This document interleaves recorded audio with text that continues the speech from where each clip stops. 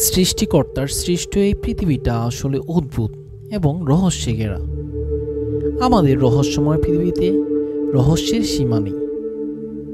আজব সব ঘটনার কারণে যুগ যুগ ধরে মানুষের কাছে হাজারো রহস্য এই পৃথিবী।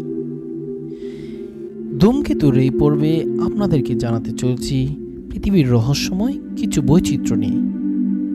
ডান্সিং ফরেস্ট রাশিয়ায় অবস্থিত রহস্যময় তদুপরি মানুষের নিকট অন্যতম আকর্ষণীয় একটি বন হল ডান্সিং ফরেস্ট।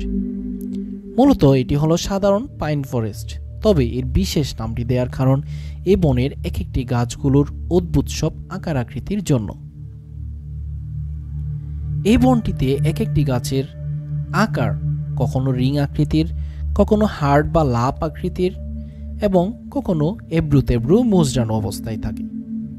সত্যি অবাক করার মতো, আর এই কারণে এটি পৃথিবীর অন্যতম অদ্ভুত স্থানও বটে।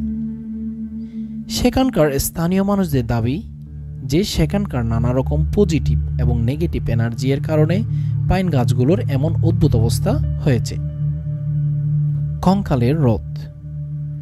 কঙ্কালের হ্রদ নামটার ভেতরই লুকিয়ে আছে এর এক রহস্য।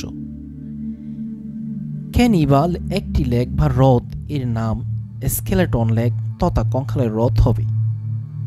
এই কঙ্কালের হ্রদের আঞ্চলিক নাম হল রূপকুণ্ড, আর এর অবস্থান ভারতের উত্তরাখণ্ডে হিমালয় পর্বতমালার মাঝে। হিমালয় দর্শনার্থীদের কাছে এই কঙ্কাল লেক বা কঙ্কাল হ্রদ একটি অন্যতম আকর্ষণীয় স্থান, কেননা যখন হিমালয়ের স্বচ্ছ বরফ গলা পানি এই হ্রদে জমা হয়, ঠিক তখন এই হ্রদের তলায় বহু মানব কঙ্কালের দেখা পাওয়া যায়। প্রথম এটি আবিষ্কার হয়েছিল 1942 সালে, আর এর ভেতর যেসব কঙ্কাল রয়েছে গবেষণা করে দেখা গিয়েছে যে সেগুলো আরো 100 বছর পুরনো।